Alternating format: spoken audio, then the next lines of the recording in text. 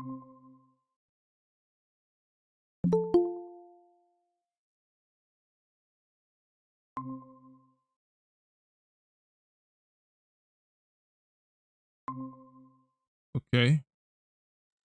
Welcome back. Welcome back. Yeah, admit.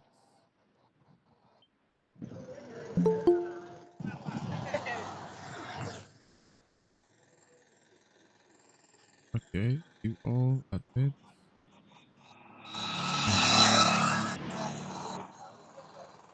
Okay. Want to make sure I admit everybody before we proceed. Okay. So, back to. Okay. Admit.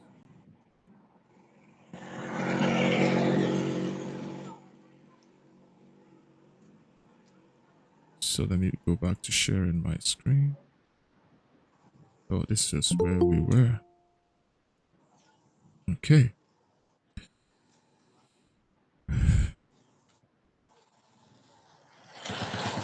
Admit. Admit.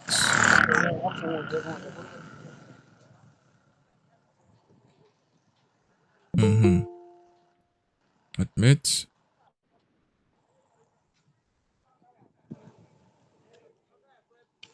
Okay. Oh, okay. So more people are still joining in. I have to admit them manually. I don't know why. So let's take questions so far. Let's take questions. Yeah, please go ahead. Just unmute yourself and give me the questions.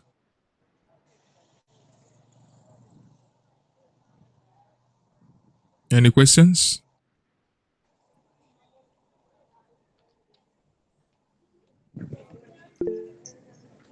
Yeah, it's question. Yeah. This AI of the thing is very, very complex. I don't know, maybe from my own angle, the thing I'm seeing is so massive.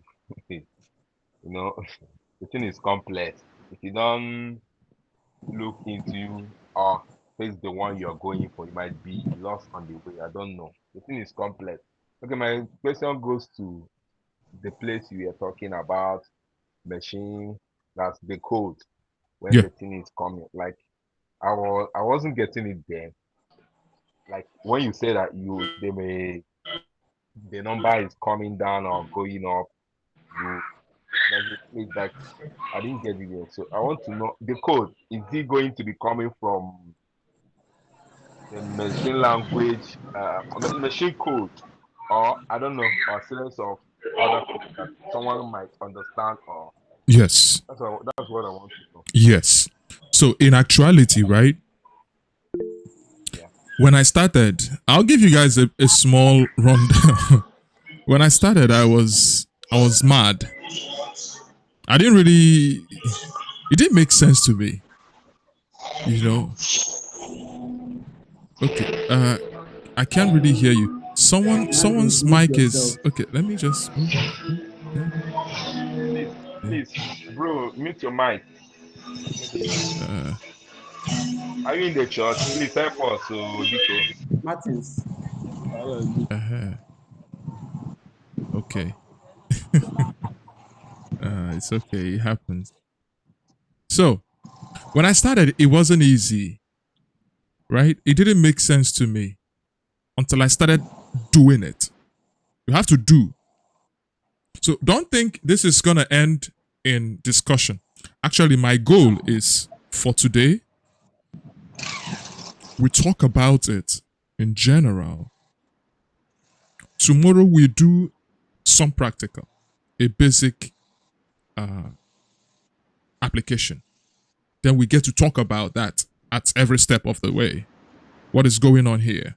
Explain to me this. And at the end of the day, I give you guys all the resources for you to practice. And then if you encounter any problems running it, you ask on the group and then I provide clarity. There's no way you will run 1, 2, 3, 4, 5 tasks. You will not understand what's going on. Somebody's mic favor. Can Biko, you? biko. Ele onye case again. I'm one of I Okay, thank you very much. So, to answer the question,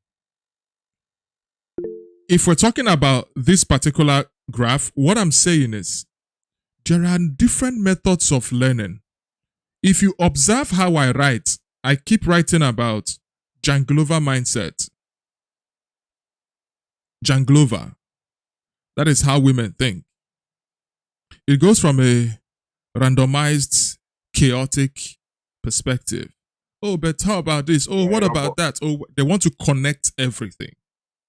But a man thinks more from straight.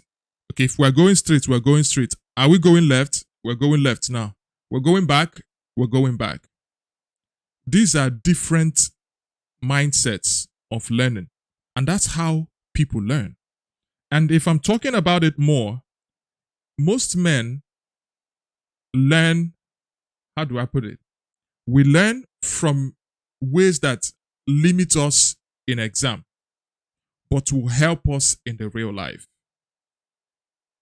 That's why you see a guy who'll be like, I will not enter school, but during exam, 2 weeks before, he go study for the exam, pass the exam, back to hustle.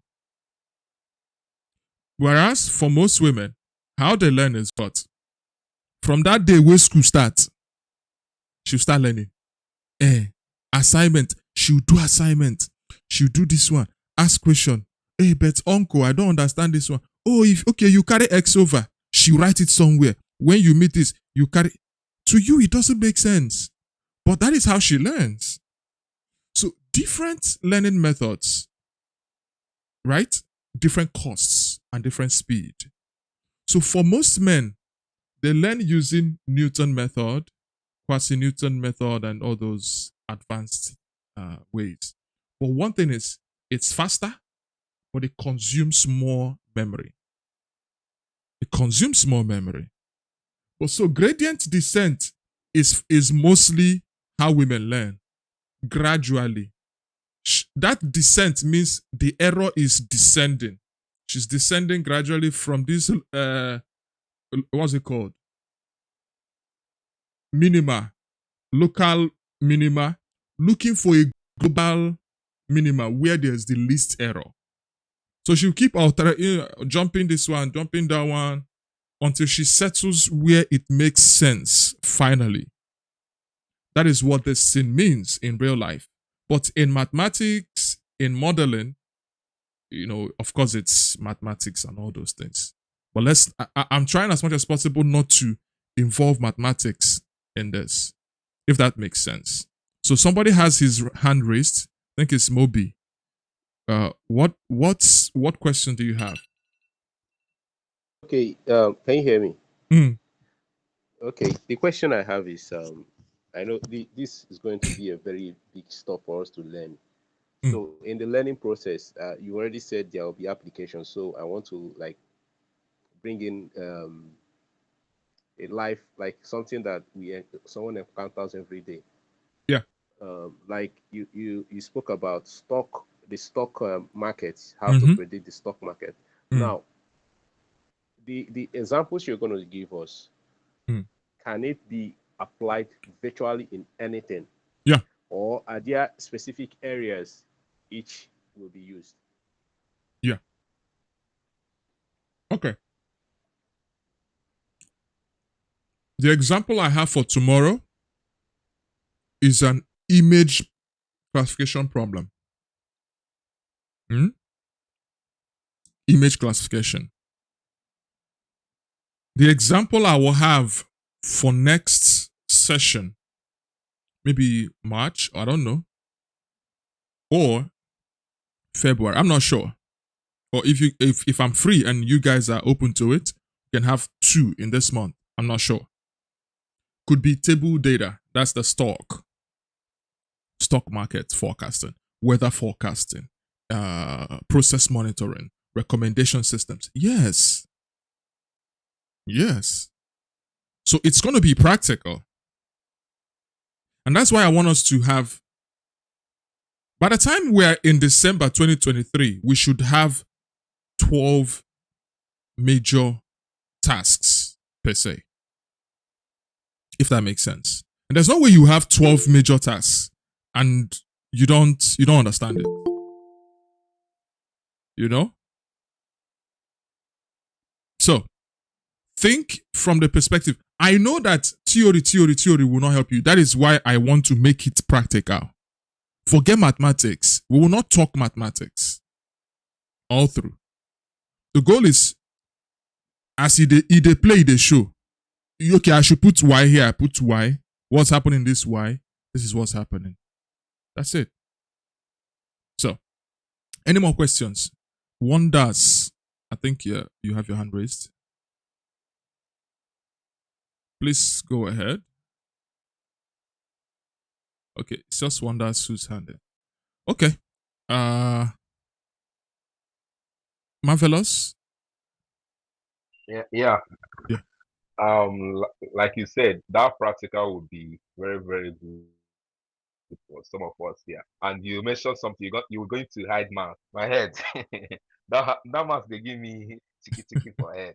But if you say me, if you tell me now this why is doing this is as in the rest of it Mm. without implementing mathematics. But not that I don't know, but I will cue in. But that math, oh my name. True. Okay, Moby, go ahead. So, as you said, now this thing can be applied like someone like that's. Sorry, I'm going to drag. It's not digression. It's still the same thing. Mm. Like you want to like check um, someone that is. This is like running ads. Now, Okay. in running the ads, you there are auctions. People will be placing auctions and making bids for a particular word. Can this also be used?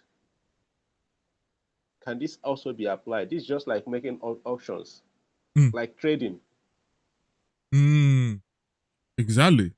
Yeah, it can. But I think the bigger question is, can you build the model? Mm. Because for you to work with I forgot to mention this. You need data. When I mean data as much as possible. Actually, you need big data. And you need to understand that data. I like most of the time, the work is in processing the data so that it can be prepared for the AI model. That's where most of the work is. Because most of these models are already standard. They are designed to receive input, give you output. But then when you want to apply it to a particular task, you have to make that data look in a way that it will be useful for the model you are applying. So take for instance in your ads to make predictions or forecasts for you, right? You will need to know the variables to collect and for how long. That way you can use it to build. First of all, is it a recommendation problem, which is regression, or is it a classification problem, which is to identify or recognize? Some people who talk about fraud detection. For instance, fraud detection is a classification problem. But what are the input features you need to use to be able to build that model? If that makes sense. So, yes, you can apply AI to virtually anything, even in relationship. That's how you see all these people, all these girls who ask you, when is your birthday? When is your this? How was your relationship? In her mind, she's trying to factor in all those variables to predict if you are a good match for her. Where are you from? These are questions. that form variables for building model. So in the chat, somebody asked a question. He said, you've mentioned various concepts like the regression and classification and AI model libraries. Many of these things are sounding strange, honestly. Okay. Can you please point me to some topics I can make research on so as to get conversant with basically technical terms and concepts? The honest truth is, the honest truth, let me be honest, there is no one size fits all. There are so many libraries on earth. In fact, by tomorrow, I'm going to show us most of those libraries. You don't work, it's like a toolbox. It's like asking electrician, can you tell me the shop where I will go and buy all the tools for doing, your job? Because he could get spanner screwdriver from here, but he might need tester. He will get it elsewhere. He might need hammer. He will go elsewhere. He will need a safety belt. He will go elsewhere. All those tools in Python in this process are called libraries. Libraries are simple toolboxes that you use to solve a problem.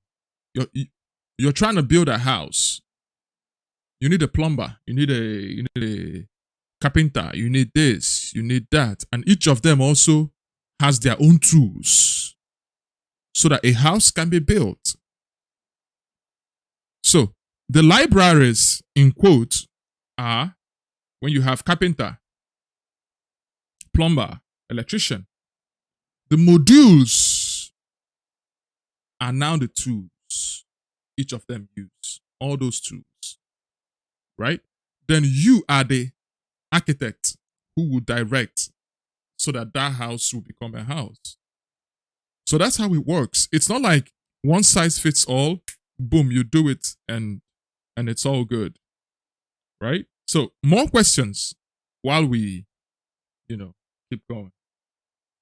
So this is what we use. And what is the problem with this Janglova type of learning? It's the vanishing gradient. This is one of the major concerns of gradient descent type of learning. And how can we correct that?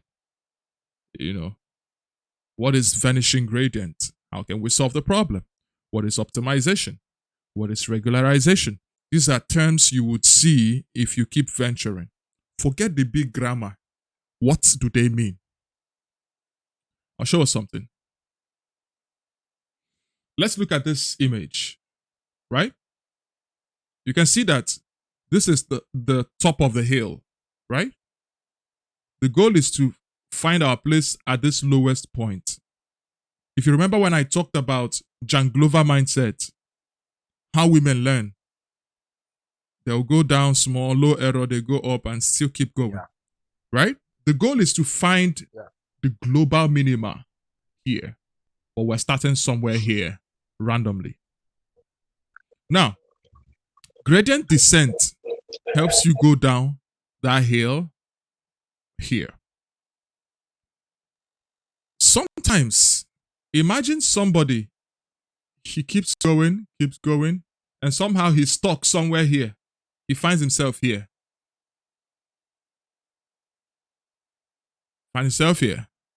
Which is exactly what this next slide shows.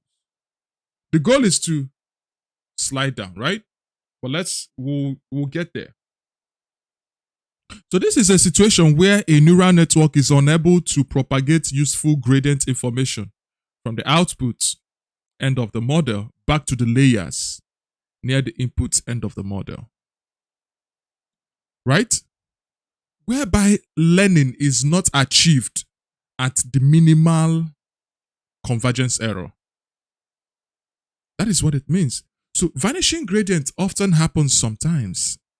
You train some model, the error remains high. It doesn't converge. On a quarry, like the thing on a quarry, like around here, oh, the goal is to find this minimal error, but somehow it stays stuck. Maybe somewhere here. It happens sometimes. By tomorrow, I'll show us this.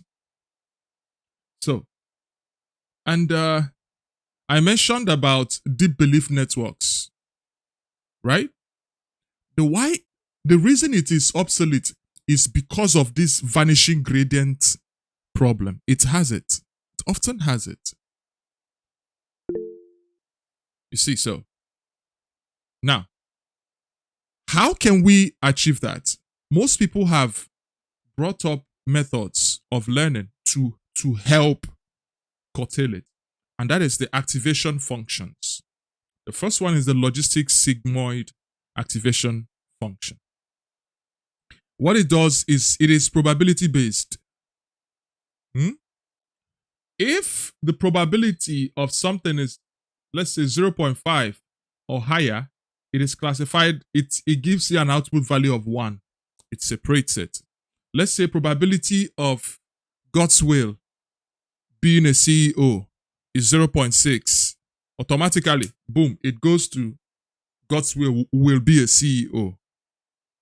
But if it is 0.4, of course, it gives you he won't be a CEO. It's like a decision criteria. That is what it does. That is what the activation functions do. Then let's check again. There are more types. We have the next one. So, sigmoid. Sigmoid, just like I showed us, CEO, oh, I'm using left hand, CEO, no CEO, right? However, let's look at this. This is a step function. It's a different kind of function as well, in the sense that it is less flexible. It is less flexible, right? Because it is either 0 or 1. The values have to be 0 and 1. But this one allows room for values that are maybe 0.6, 0.7.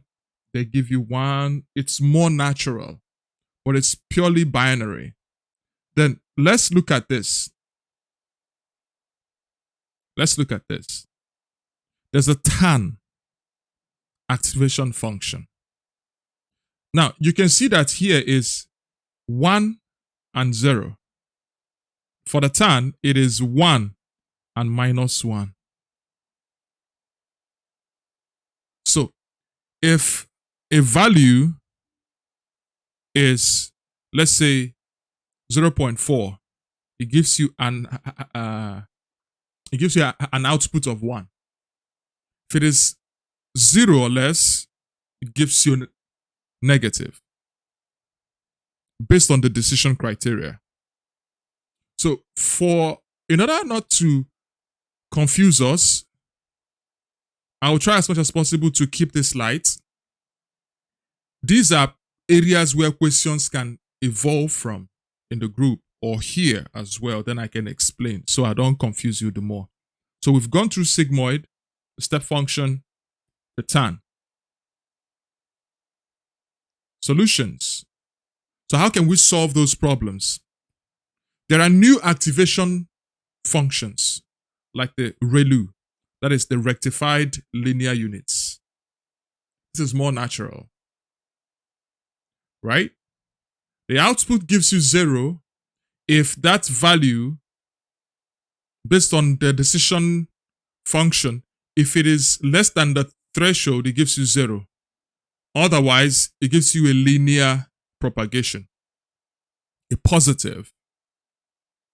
Take, for instance, I'm going to use favor, IK favor. Okay. IK favor wants to be a superstar. The decision criteria is he needs to have 10,000 followers. If he has 9,000, he's not a superstar. But if he has less than 10,000, he is not a superstar. Whether he has 5,000, 8,000, not a superstar. But once he hits 10,000, does that make him a superstar? Nah. He will still have to keep growing. So as his followers increase, the more chances of becoming a superstar increases. That is why I know that Facebook's model is built on this. That's why they'll tell you, gain this number of followers, then you get to grow and you earn as you grow. But below this threshold, you earn nothing. Right? Now, take for instance, I will use Facebook now as an example. Look at this. Or let me go back. Let me go back. In this case, what about people who have 9,000 followers? Does that mean they don't get any special features or any benefit? Because person will get 9,000 followers and somebody who has 2 followers can never be the same. It's not fair. Even though they may not earn, but there are things they should be able to, some values they should be getting for having that much. And it's a problem. And that is the inception of the leaky relu. The leaky relu comes into play. This is where they will block people. This is where Facebook restricts people. If your account, if you share bad content or sexual content or whatever, your account goes into restriction mode. Anybody who has been under restriction will tell you, they say you can't comment on groups, you can't do this one. It means they are giving you a negative account progress. Your account is not healthy. After everything, you see warning in your account status. But for those who hit 10,000, they are growing happily. Those who are sharing what we don't know, the account is going downwards. So this is a better decision criteria as an activation function. So Facebook has upgraded to this in their algorithms. So some of us might encounter situations of what is overfitting, underfitting, and all those things, right? So if we have multiple data points, you can see these points. 1, 2, 3, 4, 5, 6, 7, 8. How can we fit this curve? You can tell that there's a trend like this somehow. So how do we know which curve fits it best? If we just draw a straight line, it's underfitted. If you draw a curve like this, you can see so many curves, right? In your mind, picture which one is the best. There's the one that fits it too much. Look at this one. It's too bad. So you can pick, how do you check? It is by the error of fit. That's how you know the best fit. So that's beautiful, Victory. So regularization. This is a mathematical addition, a concept that helps to penalize parameters. It helps to give you a clue of the best fit when you're modeling. Forget this mathematics. I'm just saying in case you are reading it and you see anything that lambda at the end and all those things. This is the cost function minimization formula. Difference between the prediction and the labels. That's what this means. The prediction, labels. But there's a regularization term to correct the errors. No, regularization is not the same with standardization. No, no, they're not. A regularization term is for you to penalize. It's a technique for controlling the error convergence.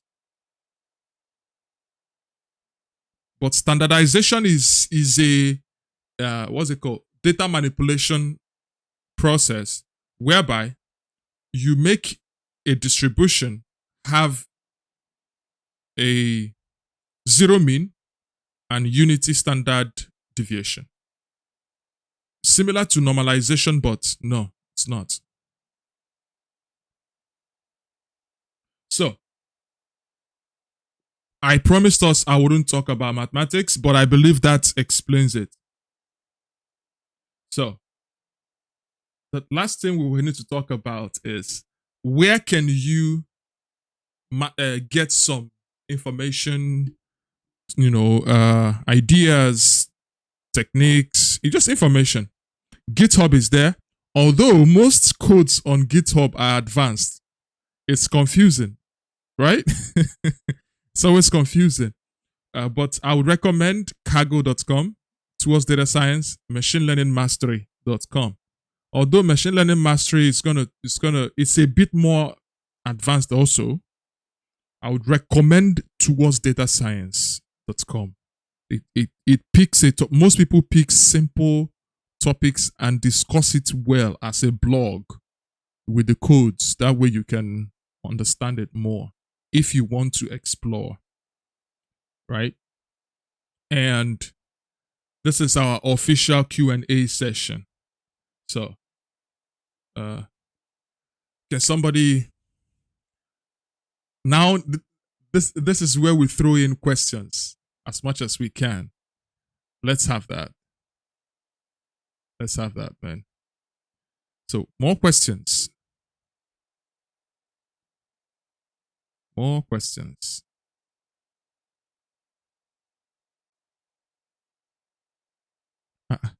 It'd be like, okay, it's not frozen. So, do we have more questions? Feel free. Let's talk about it.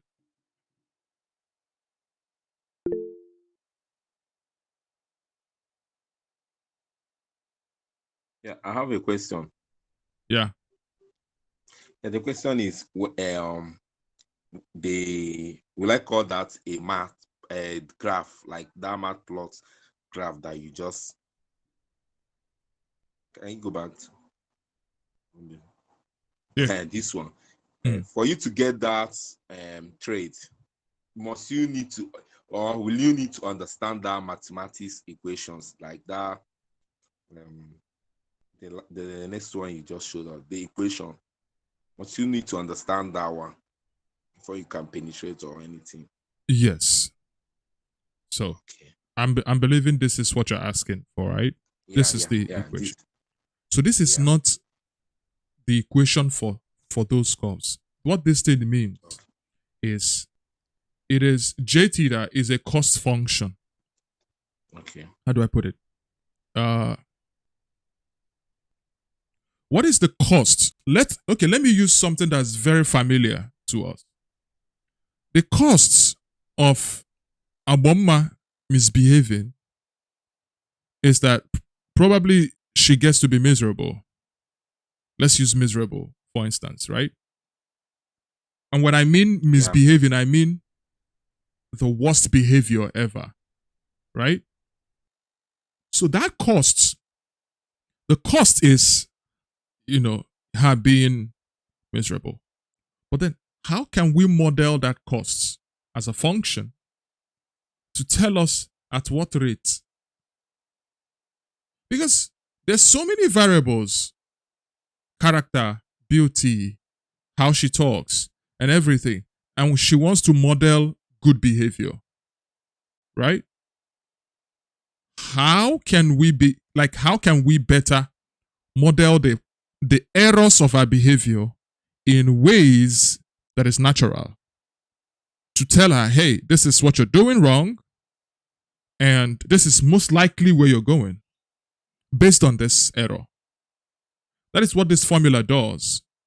Like I said, of course, error means prediction, that is difference between the prediction and then the actual, the true value. Difference between predicted value and the true value gives us error, right? Naturally. Like I said, forget Yeah. sigma h theta times x. This is input x. This is h theta, which is the model, okay, let me use dot product of the input and the h theta. The summation of all the predictions, which is this,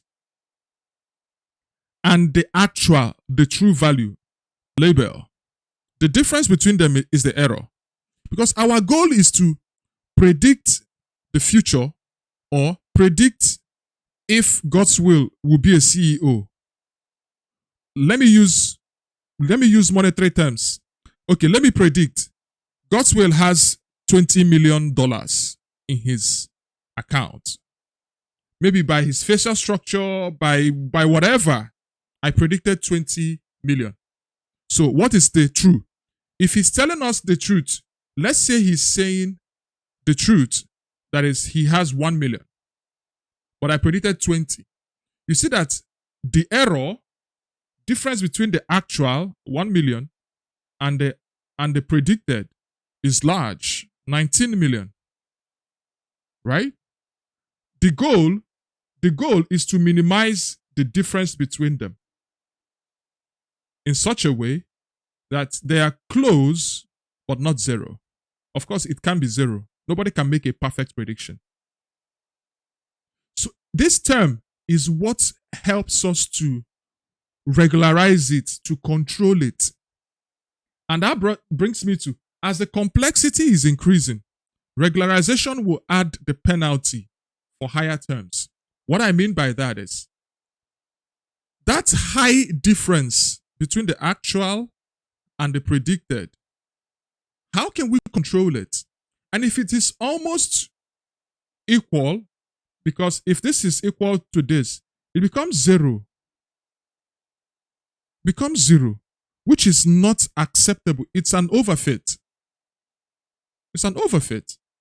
So how can we naturally control the term such that when it's large, it reduces it, and when it is too little, it brings it up to an acceptable level of error that is acceptable.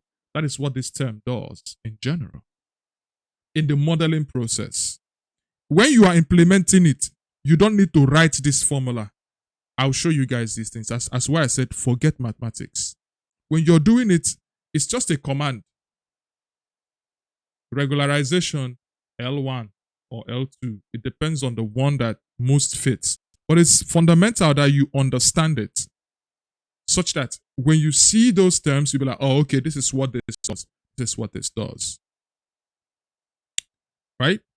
And I believe I've answered that. Someone else asked in the chat and said, okay, let me go through the question. 100 billion guy. I missed the part where you recommended some sites we should visit. Yeah, there are lots of sites. Towardsdatascience.com. There's the machinelearningmastery.com, cargo.com. Let me pull them up.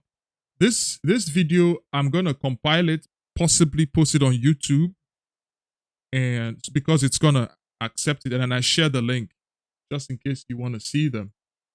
Okay, let me pull them out. I think this is it.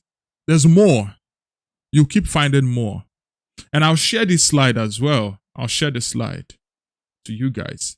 So, another question. Let me check if there are questions. Okay, I need the slide. Okay, yeah, sure. I'm going to share the slide. Okay, I've already answered this. Is regularization the same as standardization? No, they're not the same. So, like I said earlier, right? The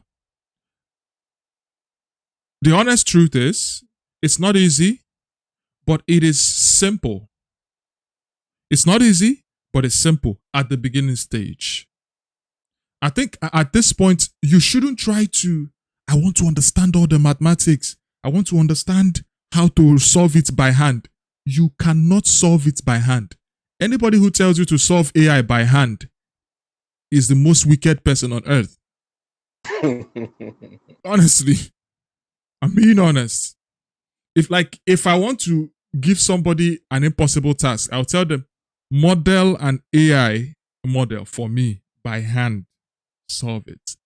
Though I can to a certain degree, but model from a whole deep nah, no. It's not feasible. It's not, you can't even remember all the signs, equations, where I should be and where V should be and all that. Nah, you can't remember most of them. So it's unrealistic. It's just for you to understand it, and possibly when you implement, you understand what you're doing. So are there more questions?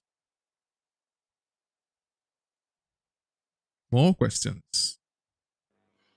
Okay, sir. Good evening, sir. Yeah. Okay, is it possible to create a machine learning model that can trade forex? That can do your forex trading? Yes, you can.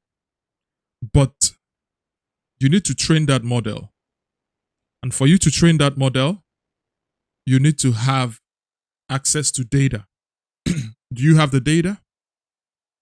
That's a very big question. If you have the data and you have the expertise and the computing power, then you can create a model to predict those things. That is why those people who predict for you sometimes ask you to pay, right? All those prediction sites and software and all those things.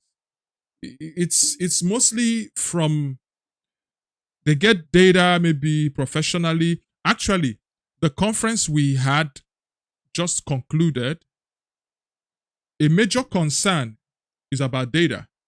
There's OpenAI already. OpenAI. That's how people create all those pictures and all those things. But there's no open data. There's no open data. Most of the data you have out there are limited. Do you know the amount of data that Facebook has? That's how they improve. That's how they build models and all those things that we use. Google is another bank of data. So, but they hoard those data. So, for you to build a model that can predict forex trading, imagine having access to a data that goes as far back as 1920. All the forex tradings, all the variables, you have a data that contains all those things. You can be able to at least predict what will happen next month, but you don't have access to it. And the stock market people, they have access to it. And that's how they determine the value of stock. They predict, they see, okay, the value might drop. Let's reduce the value of stock in this window. That's how they do all those things. So if you have access to the data and you have access to ways to interpret that data and harness it for prediction, you're a god on earth. Honestly, you're a Oh, god on wow. earth.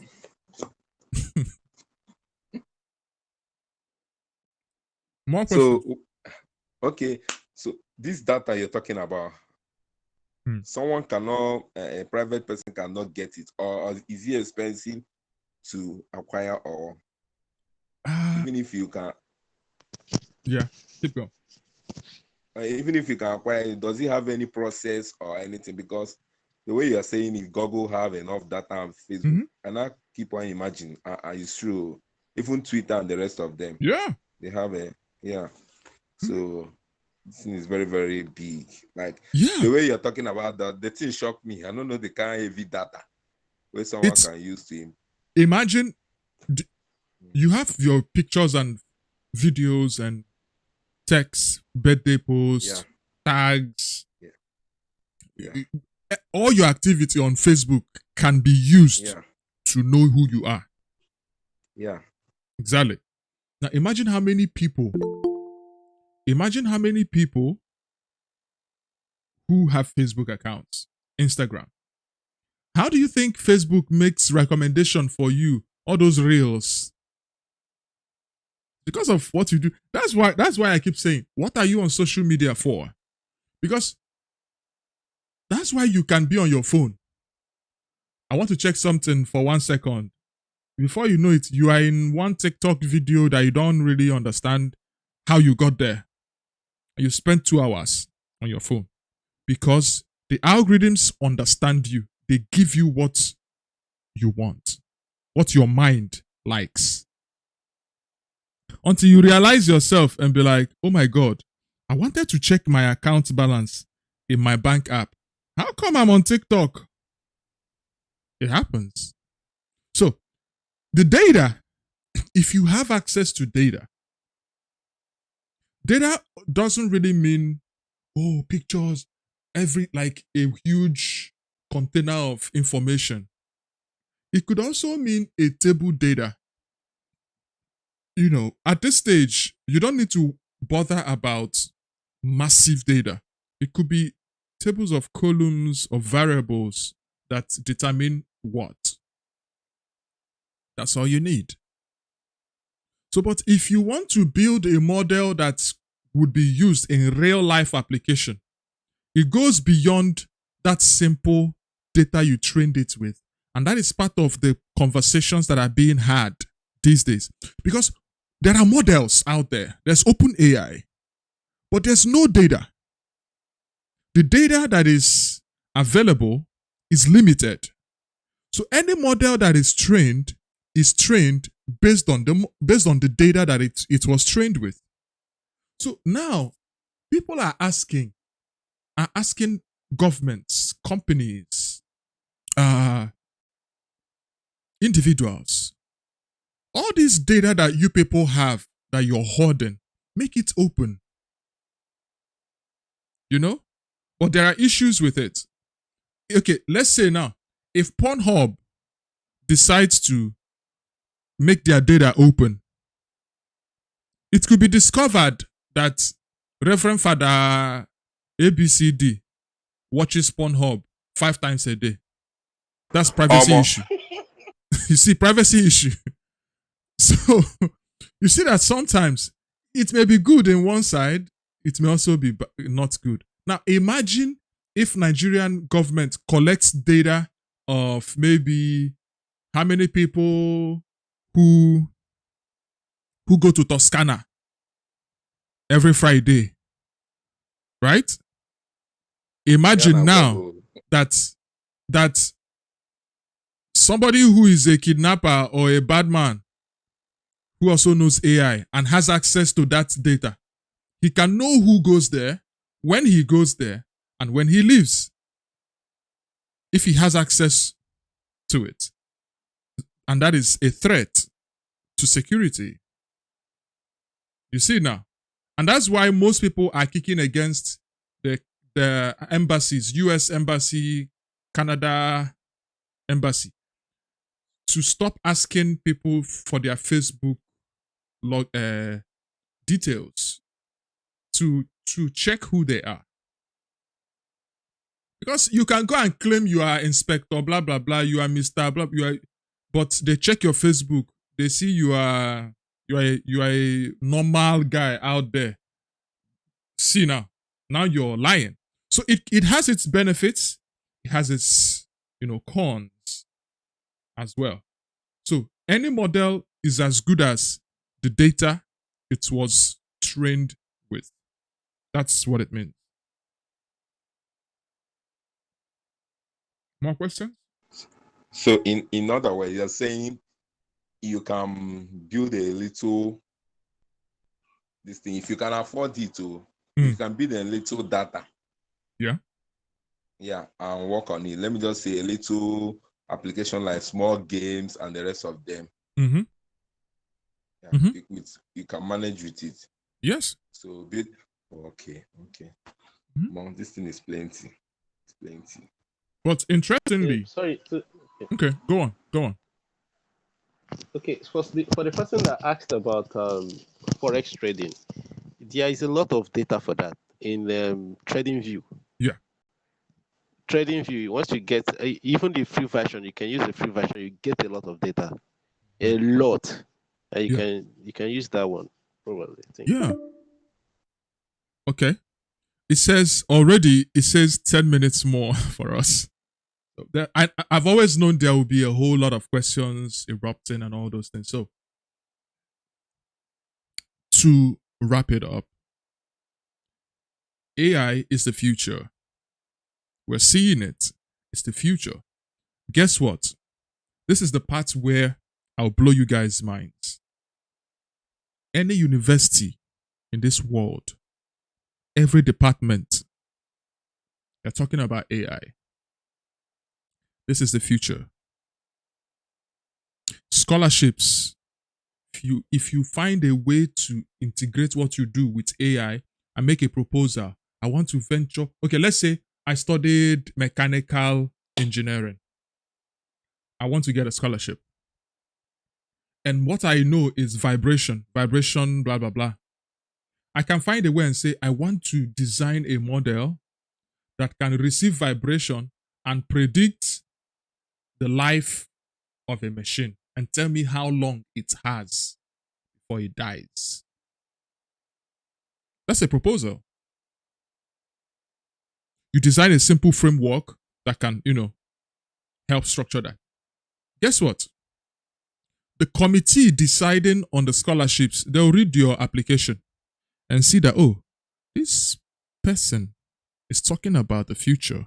This person is talking about something that is advanced for his level.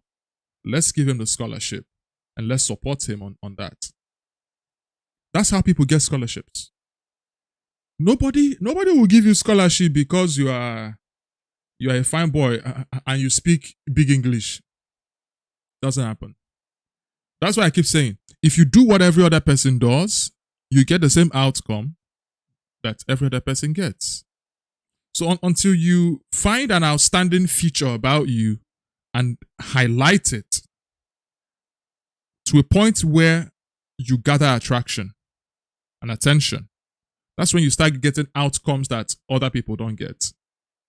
That's it. So, a challenge for you is what you're passionate about, what you've studied. Is there a meeting point between what you know, what you studied, and what you're passionate about, centered around AI? Yes, there always is. It's just that you've not found papers, research articles that have already done that to some degree. When you make it a habit of saying, okay, there are free papers out there.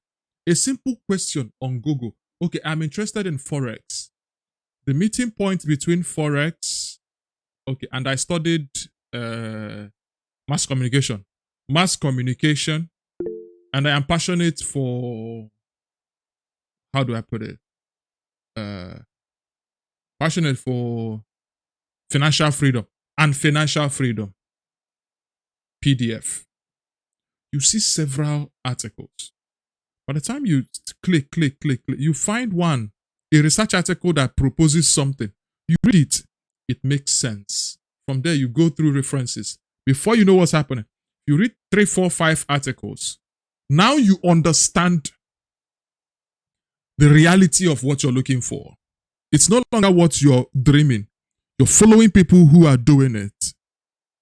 Such that when you design your proposal, if you're looking for a scholarship, you can literally copy those people and say, okay, if they propose this, make the same proposal for your application. Because guess what? All the schools do not know all the papers out there. You see, so simple research can give you a steps to get what you want, such that when you now enter, if it's a job or if it's a scholarship position, when you now enter, you can now start following mentorship, leadership, and all those things, studying, and then understanding. When I look back at what's it called, my proposal for my MSc scholarship, I laugh. I look at it and I laugh. In fact, when I even now, when I look at my proposal for this particular position I'm in now, I also laugh. Because now that I'm doing it, I'm realizing that this thing is You're just advancing. You're daydreaming. advancing. Exactly. So at every point of the way, try to make it make sense at least. When you get in, then you start fine tuning. And that's how you make progress. There's no way you will know everything before you start. You start while you do it. There's no other way. That's all. So I believe we've gone through this. We have 5 more minutes, and I'm going to use this time to appreciate you guys and appreciate myself. It's not easy. Time here is 5:56 a.m. Almost 6 a.m. We started by 4 a.m. my time. So it's been a good time. I'll see you guys tomorrow again. Thank you. We You're really welcome, brother. appreciate. Like, Yeah, we really I'm appreciate it. overwhelmed. You're welcome. And now, yeah, I'm So- very, very grateful. It's It's all not right. Thank you easy. very much. It's all right. I am very, very grateful. Thank you. You're welcome, guys. You're welcome. So hopefully tomorrow we'll do a practical session, and after that, I'm gonna be, compiling the whole thing, video, slide, and the code. Yes. So I'm gonna Okay. be sharing that. So I'm urging you, show up again tomorrow so that when we do, you can really get it, and then prepare for February and March and so on and so forth. So if you still have questions, please share them on the group, and I'll be glad to respond to them. So once again, my name is Ugochukwu Akbudo, and it's really nice hanging out with you guys. So please, do you record this session? Yes, I believe Okay. yes, Okay, it's being recorded. MTN messed me up. MTN messed me up. I left almost 20 times in this meeting. No, it's fine. I'm recording all the sessions, so I'm gonna upload them on YouTube, All right. then share the link. I will go there to download it. All right, All right. Thank you. all right. It's all good. It's all good, guys. All right. Someone wants to join in. Okay, let's welcome him. You're welcome. Tomorrow, let him join tomorrow. Join tomorrow, Yeah, please. Zube, try and join in tomorrow because we're just rounding off. We're rounding off already. All right, guys. Have a good evening. All right. Have a good morning, and We appreciate. see you next time. Thank you. Thanks. Bye. So now leave me like this. So Bye bye.